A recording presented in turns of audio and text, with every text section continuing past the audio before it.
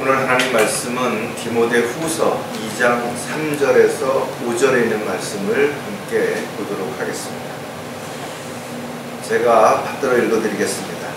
그런즉 너는 예수 그리스도의 훌륭한 군사로서 고난을 견뎌내라. 전쟁에 임하는 자는 아무도 이 생의 일들에 얽매이지 아니하나니 이는 자기를 군사로 뽑은 자를 기쁘게 하려 함이라. 또 이기려고 애쓰는 사람이 규칙대로 하지 아니하면 면류관을 얻지 못하리라. 잠깐 말씀을 해서 기도드리겠습니다.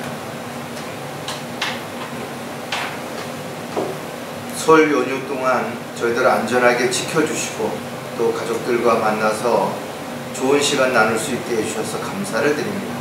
또 주님 부활하신 첫날에 이렇게 발걸음 인도해 주시고 또 저희들이 영과 진리로 경배를 드리고 또 찬양을 드리고 또 교제하는 가운데 서로가 힘을 얻고 위로와 용기를 얻을 수 있는 그런 시간이 되도록 도와주시옵소서. 특히 말씀을 통해서 다시 한번 자신을 돌아보는 계기가 될 수 있게 해주시고 저희들이 하나님의 뜻과 계획에 따라서 또 하나님의 원칙에 따라서 순종할 뿐만 아니라 종으로 일꾼으로서 맡겨주신 일들을 잘 감당할 수 있도록 역사해 주시옵소서.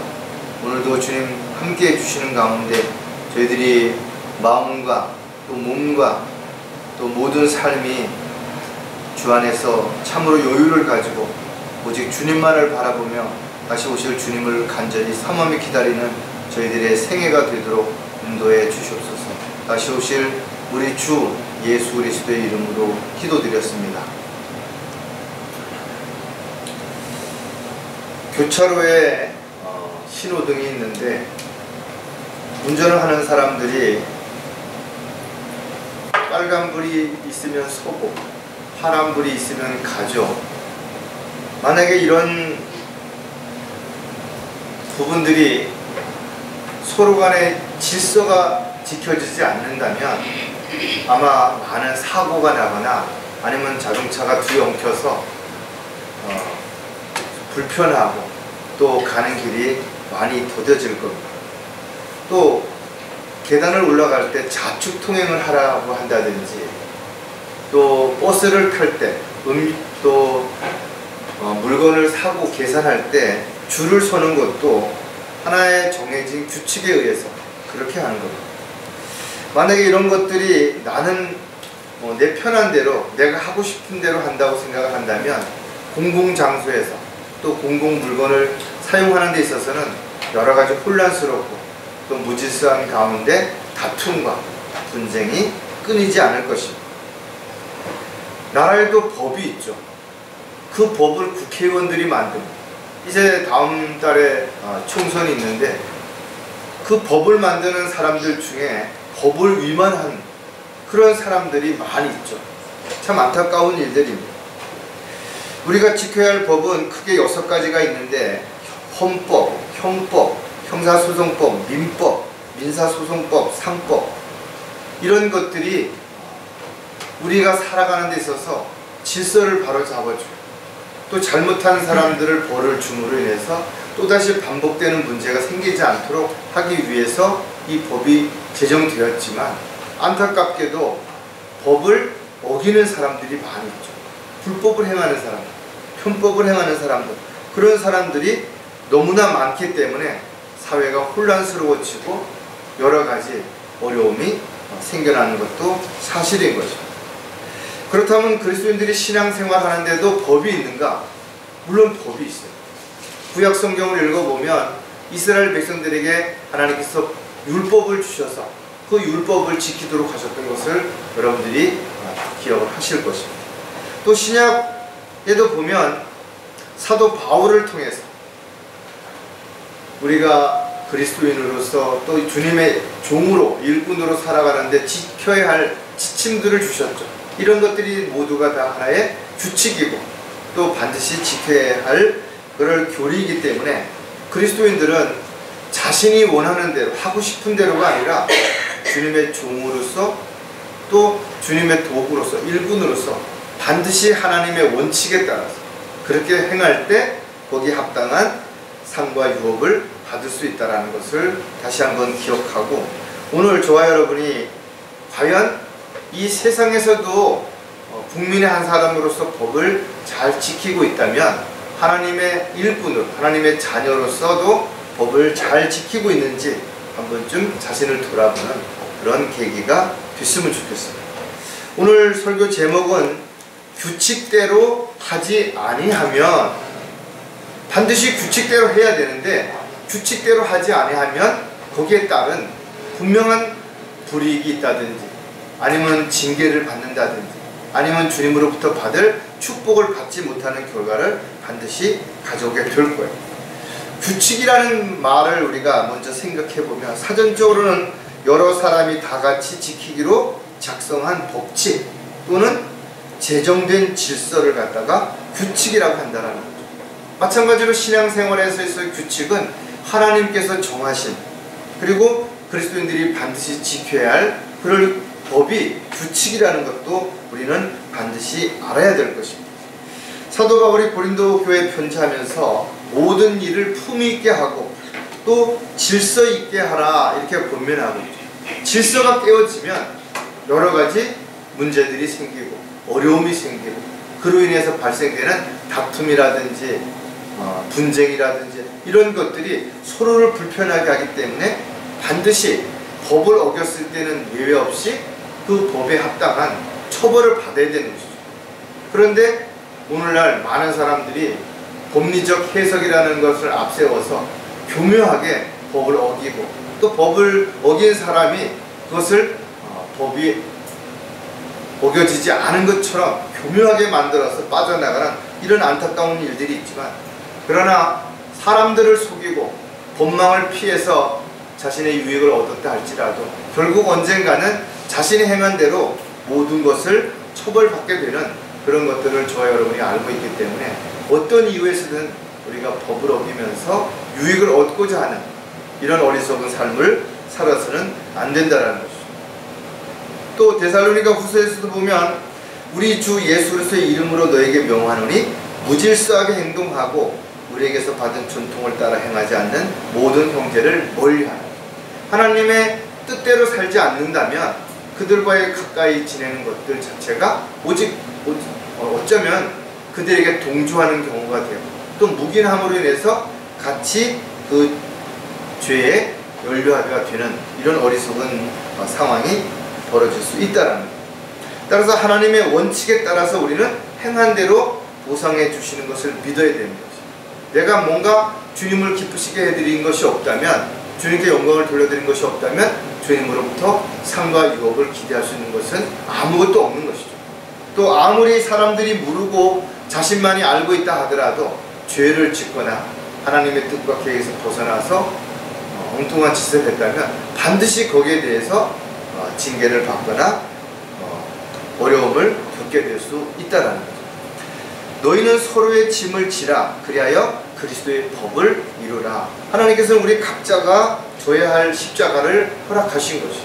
또 자신을 부인하고 주님을 따르는 데 있어서 고난을 반드시 견뎌내라고 우리에게 가르치는 것입니다.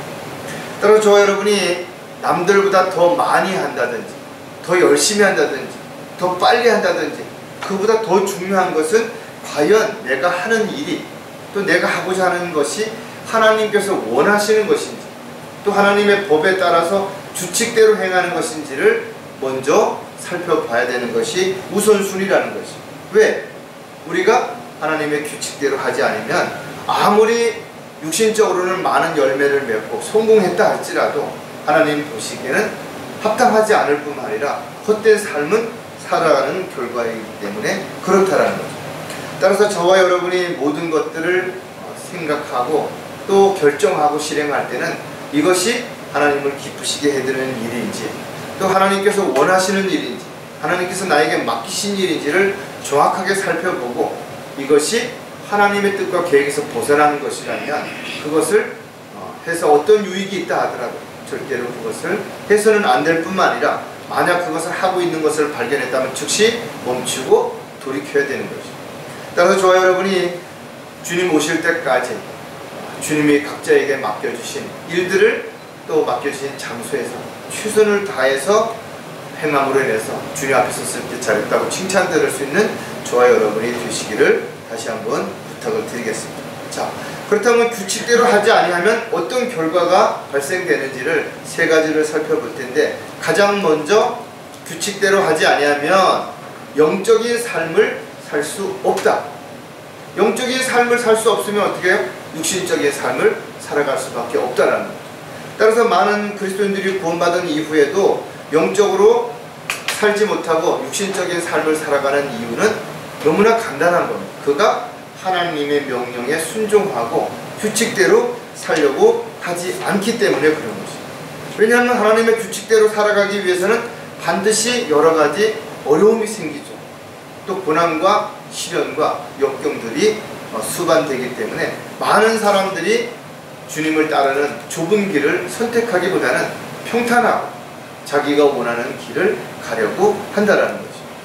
따라서 저와 여러분은 주님을 믿고 따른다면 가장 기본적으로 성경에서 가르치는 교리 또 교훈들을 우리가 근거해서 규칙적인 그런 삶이 지속적으로 이루어져야 되는데, 그것을 가장 잘 설명해 준 부분이 바로 바울 서신서라는 것을 우리가 알 수 있습니다. 왜냐하면 바울 서신서를 통해서 바른 교리와 책망과 바로잡음과 의로 훈육하기에 유익한 그런 내용들이 잘 정리돼서 기록되어 있기 때문에 그렇다라는 거죠.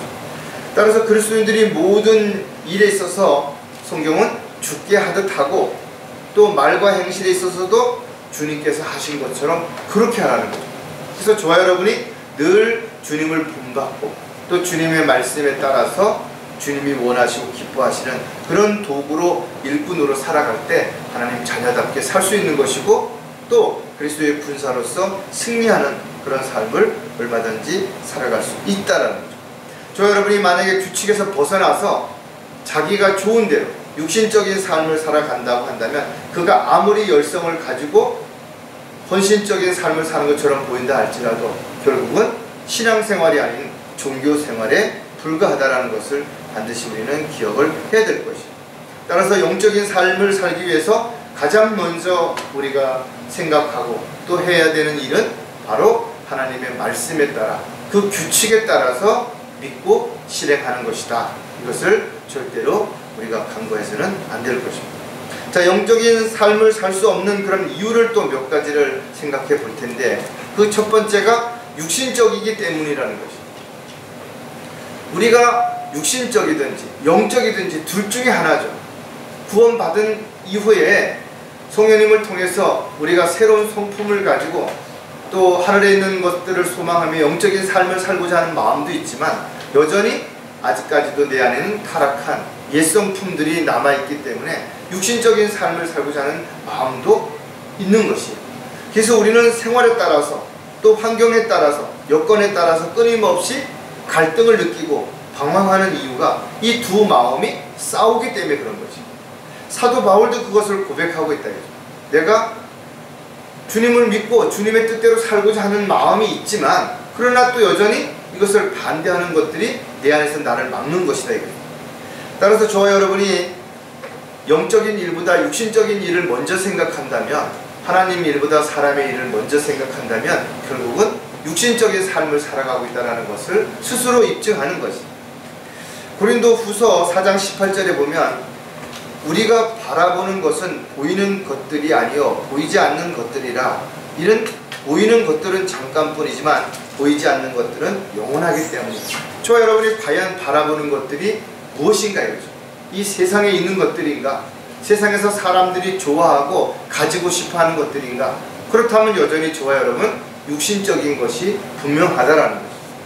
우리가 하지만 세상적인 것보다 또 세상에 있는 것들보다 하나님을 바라보고 또 위에 있는 것들을 바라보고 영과 진리로 경배를 드리고 찬양을 드리고 진리의 지식으로 양육을 받고 또 나아가서 복음을 전파하고 진리를 증거하는 여기에 더 마음을 두고 있다면 우리는 세상이 아닌 사람들이 아닌 하나님 앞에서 칭찬받을 수 있는 주님의 종으로서 일꾼으로서 영적인 삶을 살아가는 것이 분명하다. 따라 저와 여러분은 육신적인 그리스도인이 되지 않기 위해서는 늘 정신을 차리고 깨어 있어야 될 뿐만 아니라 영적인 삶을 살아가기 위해서 우리가 반드시 지켜 행해야 할 하나님의 규칙을 따르는 저와 여러분이 되어야 될 것이죠. 영적인 삶을 살 수 없는 또 다른 이유가 뭔가 하면 성별되지 못하기 때문이라는 것이죠. 입으로는 우리는 성별되었다라고 말을 하지만 실질적으로 나는 과연 성별된 삶을 살아가고 있는 것인가? 그렇다면 성별되다라는 말의 의미가 무슨 뜻을 가지고 있는지를 우리가 알아야 되겠죠. 성별이라고 하는 말의 의미는 세 가지를 가지고 있는데, 하나는 따로 떼어 놓다, 이런 의미를 가지고 있어요. 우리가 하나님 앞에 헌금을 드리는 것도 미리 따로 떼어 놓는 거예요. 급작스럽게 준비하는 것이 아니라 미리 따로 떼어 놓았다가 하나님 앞에 기쁨으로 자원해서 드려야 되는 것이죠. 따라서 특별한 목적을 위해서 따로 떼어 놓는 것이 분명하게 하나의 성별이라면, 저와 여러분은 헌금을 드리기 위해서 물질을 떼어 놓는 것뿐만 아니라 하루 일과 중에서 기도하기 위해서도 시간을 떼어 놓아야 되고, 하나님의 일을 하기 위해서도 시간을 떼어 놓아야 되겠죠. 또 나의 재능을 세상에서 돈 벌고 출세하고 인기를 얻는 데만 쓸 것이 아니라 하나님을 위해서, 내 건강도 마찬가지, 나의 모든 것 중에 일부분을 따로 떼어 놓아서 하나님을 기쁘시게 해드리기 위해서 살아가고 있다면 나는 성별된 삶을 살아가는 것이 분명한 거예요. 또 하나, 성별은 구별시키다, 이런 의미를 가지고 있어요. 구별하다라는 건 뭔가 여러 개 중에서 다르게 분리시키는 것을 또 하나의 의미를 가지고 있겠죠. 그래서 언제 어디서 누구와 어떤 일을 하더라도 우리의 하는 모습들이, 우리가 하는 말이, 우리의 행동들이 세상 사람들하고 분명하게 구별이 되어야 되는 거예요. 그런데 전혀 구별이 안 되는 사람들, 그렇다면 우리가 육신적인 삶을 살아가고 있기 때문에 그렇다라는 것을 우리가 직감하고 반드시 구별된, 어느 곳에 있든지 그리스도의 향기가 나타나야 되고, 어느 곳에 있든지 간에 그리스도의 종으로서의 색깔이 분명하게 보여줘야 되겠죠. 또 하나는 분리하다라는 의미를 가지고 있는데, 세상으로부터, 죄로부터, 비진리로부터, 믿지 않는 자들로부터 분명하게 우리가 분리되어 있어야 되는 거죠. 그래서 그들과 어떤 일에 타협하거나 그들이 하는 어떤 일에 동조하거나 그럼으로 인해서 죄를 짓고 있다면 여전히 육신적인, 그래서 늘 다툼이라든지 시기라든지 미움이라든지 이런 것들이 끊임없이 우리에게서 일어나고 있다면 여전히 우리는 육신적인 것이라는 것을 우리가 분명하게 알 수가 있겠죠. 그래서 베드로전서는 이렇게 1장 16절에 기록하고 있는데, 이는 기록되기를 내가 거룩하니 너희도 거룩하라고 하시기 때문이에요. 우리가 어떻게 성별된 삶을 살아야 되느냐, 그 기준이 바로 하나님과 같은 모습이 되어야 된다 이거죠. 직접 우리가 하나님과 같이 살 수 없겠지만, 그러나 그렇게 되려고 거룩한 삶을 살려고 노력하는, 최선을 다하는 모습이 반드시 이루어져야 된다는 거죠. 그러기 위해서 우리는 죄를 짓지 않아야 되는 것이, 세상에 있는 것들이라든지 사람들이 좋아하는 것들의 마음을 뺏기지 않아야 되겠죠. 하나님이 아닌 다른 것을 바라보는 어리석은 자가 되지 않아야 될 것이고, 또 우리가 가지고 있는 오랜 습관, 버릇, 이런 것들을 반드시 제거해야 되는데, 이런 것들이 쉽게 제거가 안 되죠. 살을 도려내는 고통과 아픔이 있는 것처럼 정말 우리가 많은 것들을 감수하지 않으면, 고통을 감수하지 않으면 이런 것들로부터 분리되고 성별되고 구별된 삶을 살아갈 수 없기 때문에 그런 것입니다. 따라서 저와 여러분이 영적인 삶을 살아가지 못하는 또 다른 이유가 무엇인가라고 이야기한다면, 이렇게 성별되지 못해서 육신적인 삶을 살아간다든지, 아니면 또 다른 어떤 성별되지 못한 가운데서 세상 사람들과 동일한 먹고 마시고 즐기며 살아가기 때문에 그렇다는. 자, 영적인 삶을 살 수 없는 또 한 가지가 뭔가 하면 자신을 기쁘게 하려고 하기 때문이라는 거죠. 저 여러분이 하나님의 자녀로서 하나님을 기쁘시게 하는 일이 우선 되어야 되는데, 내가 먼저, 내가 기쁘고 또 사람들을 기쁘게 하려고 하는 종교적인 생활이 되게 된다면 결과적으로는 영적인 삶이 아닌 육신적인 삶을 살아가게 되는 것이죠. 저 여러분이 이 세상을 살아가는 동안 아무리 많은 일을, 대단한 일을 해서 사람들로부터 인정을 받고 존경을 받았다 할지라도 그것이 하나님을 기쁘시게 해드리는 일이 아니라면 그것은 결과적으로는 이 세상에서의 썩어질 일이 되고 또 의미 없이 정말 헛된 삶을 살아가는 결과를 가져올 수도 있다는 거죠. 따라서 저와 여러분이 어떤 일을 할 때 이 일이 하나님을 기쁘시게 하는 일인지 또 그 일을 위해서 하나님 축복해 달라고 기도할 수 있는 일인지를 반드시 먼저 생각해 봐야 된다. 왜? 하나님의 뜻과 계획에서 벗어나서 나의 만족과 또 나 자신을 기쁘게 하거나 내 주변에 있는 사람을 기쁘게 하기 위해서 주님 앞에 간절하게 기도하고 또 열심을 내고 있다면 그것은 세상에서 더 나은 삶을 인정받는 삶을 살 수 있을지는 모르지만 주님을 기쁘시게 해드리는 삶이 될 수 없기 때문에 그렇다는 거죠. 에베소서 5장 9절부터 10절에 보면 이는 성령의 열매는 모든 선과 의와 진리 안에 있음이라 무엇이 주를 기쁘게 할 것인지 입증하라 이래요. 성경은 그래서 열매 없는 일에 관여하지 말고 오히려 그것들을 책망하라는 거예요. 저와 여러분이 과연 어떤 열매를 맺고 있는 것인가요? 그것이 육신의 열매라면 아무리 많은 열매를 맺었다 하더라도 그것은 육신적인 삶을 살아가고 있다는 증거가 되는 거예요. 소위 말해서 세상에서 성공하고 출세해서 돈도 많이 벌고 명예와 권력을 얻었다 하더라도 그것이 하나님과는 무관한 일이라면 결과적으로는 자신을 기쁘게 하는 또는 자신과 함께하는 사람들을 기쁘게 하는 결과이기 때문에 그런 것입니다.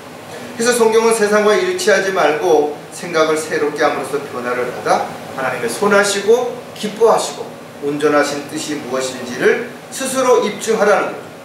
또 너희는 믿음 안에 있는지 너희 자신을 살펴보고 입증해보라는 거예요. 따라서 저와 여러분이 아무리 열심히 많은 일을 해서 자신을 기쁘게 했다 하더라도 하나님을 기쁘시게 해드리는 삶을 살지 못하고 있다면 결국은 육신적인 삶을 살아가는 것이고 이것이 영적인 삶을 살아가지 못하는 가장 중요한 계기가 되는 것이며 이렇게 살아가는 이유가 바로 규칙적인 하나님의 규칙에 따라서 살지 않기 때문에 그렇다라는 거죠. 자, 두 번째, 규칙대로 하지 아니하면 열매 맺는 삶을 살 수 없다 이거죠. 성경은 열매 맺지 못하는 나무를 찍어서 불에 던지라고 했죠.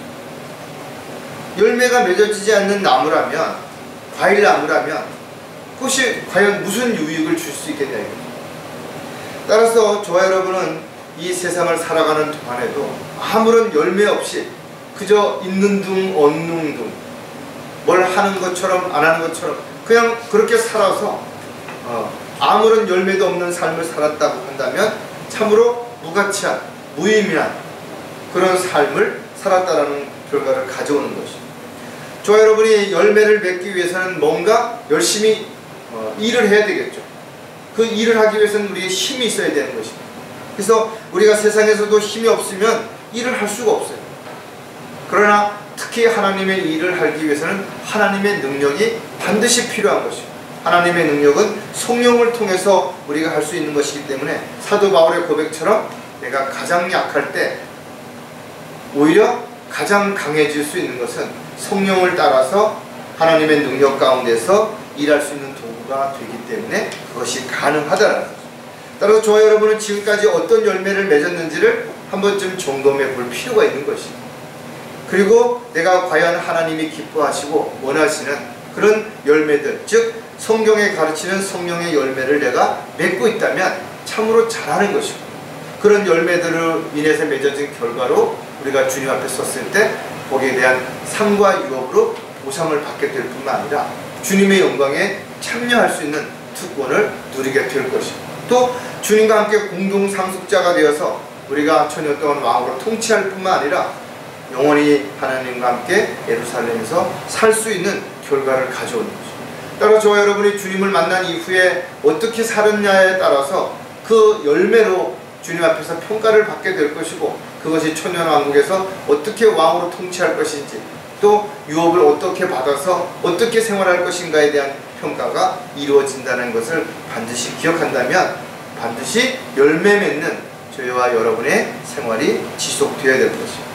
자, 열매 맺는 삶을 살 수 없는 이유가 있어요. 그런 이유를 또 몇 가지를 생각해 보면 첫 번째가 권리를 주장하기 때문이라는 거죠. 자기 주장을 강하게 내가 어떻고 나는 뭘 했고 나는 뭘 할 것이고, 종은 권리를 주장할 수 있는 것이 아니라 주인의 명령에 따라서 순종해야 되는데 자기가 자꾸 권리를 주장함으로 주인 행세를 하려고 하기 때문에 문제가 되는 것이고 열매를 맺지 못하는 것이죠. 하나님의 영광을 돌려드리는 것이 아니라 자기 영광을 드러내는 그런 교만한 삶이 되기 때문에 그렇다라는 거죠. 물론 저도 이제 나이를 먹어가다 보니까 이젠 자신감도 많이 떨어지고 또 할 수 있는 또 능력도 떨어지고 이런 것들이 느껴지는 거예요.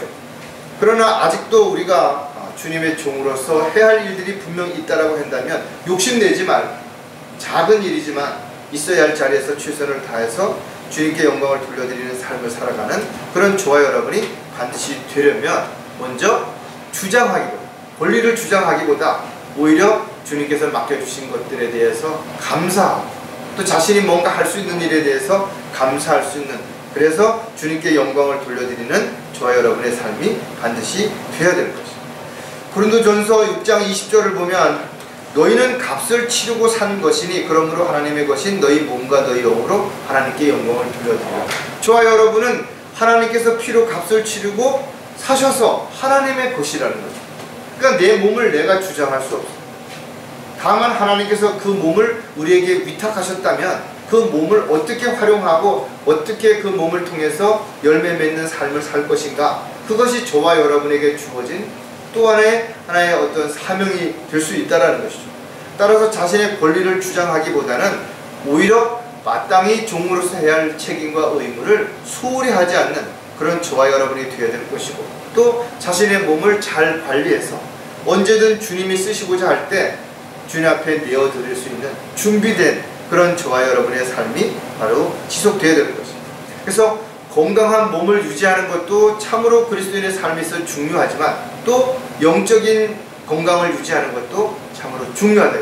이 두 가지가 영육 간에 강건하지 않을 때 서로에게 어떤 걸림이 돼서 오히려 하나님의 일을 하는데 방해가 될 수 있기 때문에 저와 여러분이 하나님 앞에 권리를 주장하기보다는 오히려 종으로서 명령에 순종하면서 또 저와 여러분을 통해서 하나님께 영광을 돌려드리는 아름다운 간증의 열매들이 지속적으로 맺어지는 삶이 되어야 될 것입니다. 자, 열매 맺는 삶을 살 수 없는 또 다른 이유가 뭔가 하면 성장하지 못하기 때문이라는 것입니다. 모든 것들은 어느 정도 성장해야 열매를 맺는 것. 나무들도 몇 년 지나서 열매를 맺을 수 있는 것처럼 마찬가지로 열매를 맺으려면 잘 성장하는 게 우선 되어져야 되는데 많은 구원받은 그리스도인들이 성장하지 못하고 다시 세상으로 돌아간다는 거죠. 그래서 육신적인 삶을 살아가기 때문에 열매가 맺어지지 않는 것이죠. 따라서 지식이 없는 열정은 오히려 많은 문제를 일으키고 다툼과 분쟁만 일으키는 거예요. 그래서 하나님께서 이스라엘 백성들에게 그들이 열정은 있으나 지식을 따라 된 것이 아니기 때문에 그런 문제가 생긴다는 것을 사도 바울을 통해서 권면하는 내용을 우리가 알 수 있고, 또 항상 배우나 그들이 진리의 지식에 이를 수 없다라는 것도. 왜? 진리의 지식을 사랑하고 구원을 받아서 영적인 영이 거듭나서 분별력이 있어야 되는데 분별력이 없다 보니까 결과적으로는 분별할 수 있는 능력이 없게 되는 거예요. 그러니까 진리를 사랑할 수도 없고 진리를 알 수도 없고 따라할 수도 없게 되는 것이 분명하다. 따라서 구원받는 것이 죄인들에게는 가장 우선되어야 되고 중요한 일이지만 구원받은 그리스도인들에게 입장에서 보면 구원받은 것은 단지 시작에 불과한 거죠. 이제 구원받은 이후에 영적으로 잘 성장해서 장성한 분량에 이르러서 하나님의 일꾼으로 그리스도의 군사로서 쓰임을 받아야 되기 때문에 그렇다라는 거예요.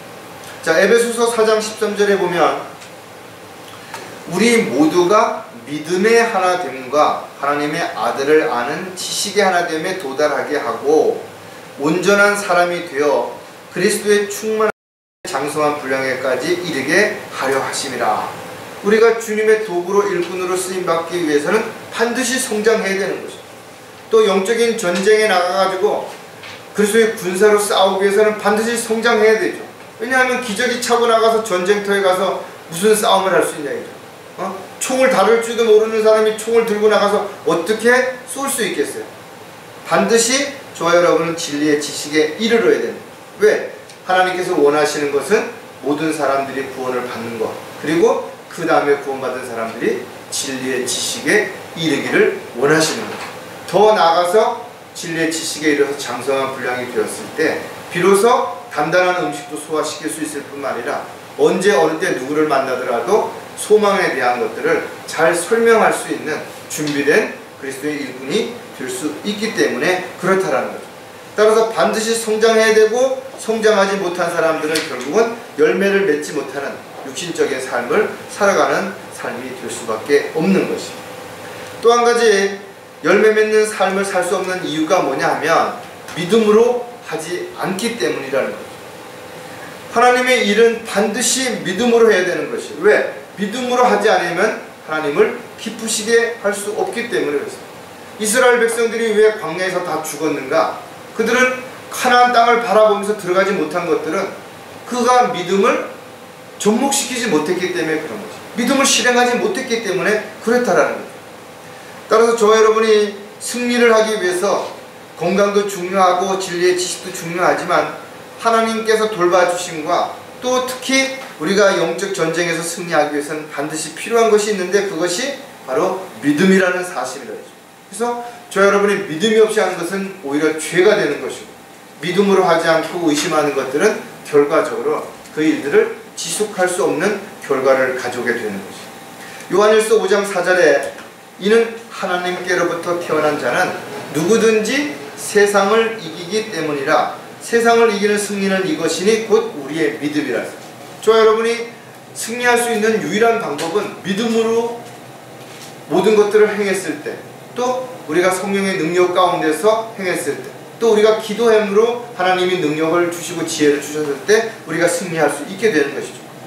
따라서 저와 여러분이 믿음으로 구원을 받았을 뿐만 아니라 지금도 믿음으로 영적인 삶을 살아가고 있고 믿음으로 영적 전쟁에서 승리할 수 있다는 것도 우리는 반드시 기억해야 되는 거죠.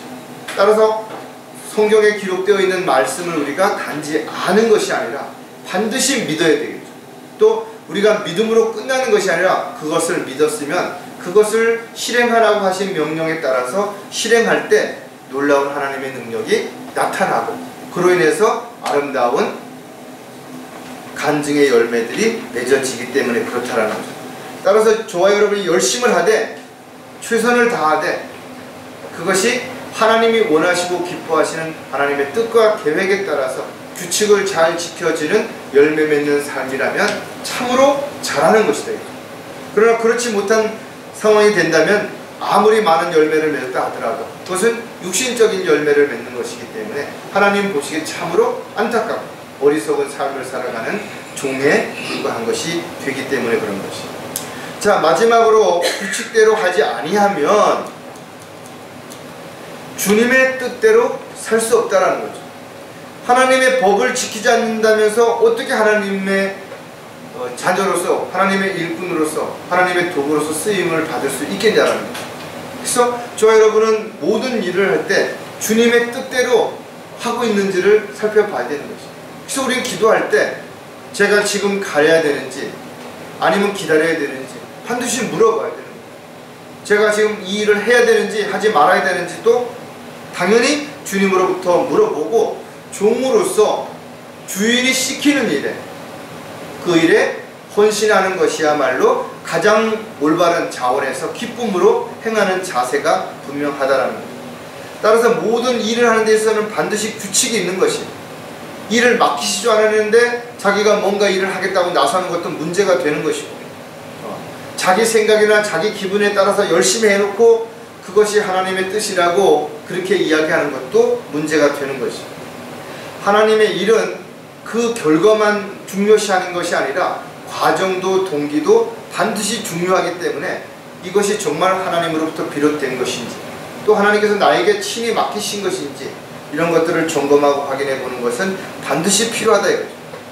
하나님의 규칙을 만약에 우리가 어긴다면 우리는 거기에 합당한 징계를 받게 되겠죠.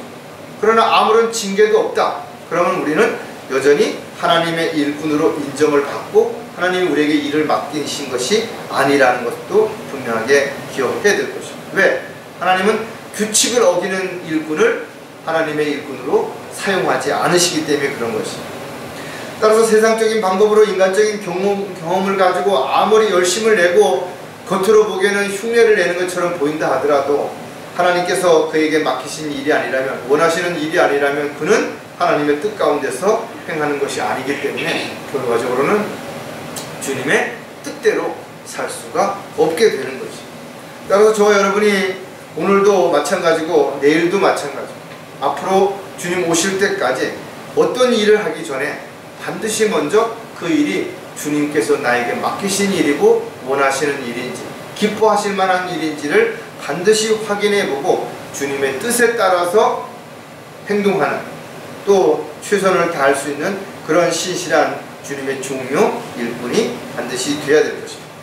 자, 주님의 뜻대로 살 수 없는 이유도 또 몇 가지가 있는데 그 중에 하나를 보면 할 일들을 안 하기 때문이라는 거죠. 우리가 구원받고 하나님의 자녀가 되었고 그리스도의 일꾼이 되었고 그리스도의 군사가 되었다면 거기에 걸맞는 일이 있겠죠. 왜냐하면 부르신 분이 일을 맡기시기 위해서 어떤 일을 맡기실 때 분명한 목적을 가지고 그렇게 하시는 것이에요. 아무런 이유도 없고 아무런 것도 맡기시지 않으면서 일꾼이고 종이라는 칭호를 줄 이유가 없기 때문에 그렇죠. 따라서 저와 여러분은 가장 먼저 일을 하기 위해서는 안전수칙을 잘 지켜야 되고 준비운동을 잘 해야 되고 그 다음에 어떤 계획표에 따라서 처음부터 질서에 맞게끔 순서에 맞게끔 정확하게 하는 것이 가장 먼저 우선되어져야 되는 거죠. 왜? 그렇게 하지 않았을 때는 문제가 발생하기 때문에, 또 질서가 무질서해지고 혼란스러워지기 때문에 그렇다라는 거죠. 따라서 저 여러분도 가장 기본이 되는 하나님의 규칙에 따라서 하나씩 하나씩 배워가고 또 하나씩 하나씩 그것을 우리가 생활에 적용하는 삶이 반드시 되어야 됩니다. 그런 기초적인 것들이 뭐예요? 하나님 앞에 경배를 드리고 찬양을 드리고 기도하고 말씀을 읽고 교제하고 이러는 것들이 바로 가장 기본적인 것들이라 했죠. 또 특히 저와 여러분이 마지막 때에 부르심을 받은 가장 중요한 일 가운데 하나는 복음을 전파하기 위해서 부르심을 받았다면 끊임없이 지속적으로 주님 오실 때까지 또 우리 주변에 있는 사람들이 다 구원받을 때까지 복음을 전하는 것들이 저와 여러분이 해야 할 가장 중요한 일 가운데 하나라는 거죠. 고린도전서 9장 16절에 보면 내가 복음을 전할지라도 내게 자랑할 것이 없으니 이는 내가 부득불 해야 할 일이기 때문이라. 만일 내가 복음을 전하지 아니하면 정녕 내게 화가 있으리라 그랬어요. 저 여러분이 가장 잘하는 일은 복음을 전하는 일이에요. 한 혼을 이겨오는 것은 천하를 얻는 것보다 더 귀한 일이기 때문에 세상에서 빌딩을 지어서 뭐 어떻게 하고 어려운 사람을 뭐 구제하고 도와주고 이런 것들보다 훨씬 더 우선되어야 하는 일은 그의 혼을 주님께로 이겨오기 위해서 복음을 전하는 일이 반드시 중요하다. 이런 일을 소홀히 한다든지 이런 일을 경한시 여긴다든지 그것은 그리스도인으로서 올바른 자세가 아니고 일꾼으로서 마땅히 해야 할 일을 외면하는, 소홀히 하는 그런 삶이 되는 것입니다. 왜냐하면 저와 여러분이 이제 곧 그리스도의 심판석 앞에 서게 될 것이고 우리가 그 심판석 앞에서 평가를 받는 것은 바로 우리가 주님을 만난 이후에 주님이 우리에게 맡겨주신 일을, 하라고 하신 일을 얼마나 잘 수행했느냐이죠.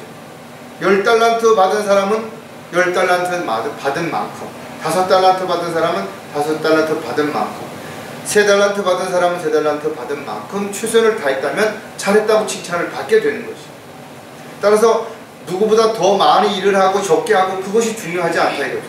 각자가 하나님께서 부르심에 합당하게 맡겨진 일들을 또 해야 할 일들을 잘했다면 그것이 하나님을 기쁘시게 하는 일이라는 것도 우리는 반드시 기억을 해야 될 겁니다. 자, 또 하나 주님의 뜻대로 살 수 없는 이유가 뭔가 하면 안 할 일들을 하기 때문이라. 해야 할 일을 안 하는 것도 문제가 되지만 하지 말아야 할 일을 하는 것도 문제가 되는 것입니다. 아무리 급하고 어려운 상황에 처했다 할지라도 우리는 하지 말아야 할 일들이 있는 것이. 왜? 그것을 함으로 인해서 신뢰를 잃게 될 수도 있고요. 그동안 쌓아놓았던 모든 것들이 무너질 수도 있기 때문에 그런 거죠. 그래서 성경에는 화가 나고 속이 상해도 해서는 안 되는 행동이라든지 말이 있죠. 그래서 화내는 건 더디 하라는 거예요. 속내는 것을 더디하라는 거예요. 그리고 성령께서는 인내하며 기다리라는 거예요. 왜냐하면 답답하죠. 그러나 기다려야 해요. 그러면 기다려야 되는 거죠. 또 술 취하지 말라, 불평하지 마라, 염려하지 말라, 자랑하지 마라, 교만하지 말라, 육신을 위해 계획하지 말라, 지혜 있는 체 하지 말라, 저주하지 말라, 남을 속이지 말라, 두려워하지 말라. 얼마나 많은 내용들의 규칙들이 있어요. 이런 것들을 우리가 너무 잘 알고 있는데 이번 한 번쯤은 다른 사람들도 하는데 자꾸만 핑계를 대면서 하지 말아야 할 일들을 버전히 하고 있는 것은 결과적으로는 뭐예요? 육신을 따라서 살아가는 주님의 뜻대로 살 수 없는 그런 삶을 지금 살아가고 있다는 것을 우리가 알 수 있는 것이죠. 에베소서 5장 3절에도 보면 음행과 온갖 더러운 것과 탐욕은 너희 가운데 이름조차 부르지 마라. 이것이 성도들에게 합당하다. 성도들이 합당한 생활은 어떤 것들이냐죠. 지금 나열한 이런 내용들을 하지 말라라는 거죠. 그 외에도 얼마나 하지 말라는 것들이 많이 있어요. 그러나 그런 것들을 하고 싶죠. 왜? 육신의 찌꺼기들이 아직도 남아있기 때문에 그런 거죠. 또 그런 것들이 부러워지고 그런 것들이 멋있어 보이는 이유는 뭐예요?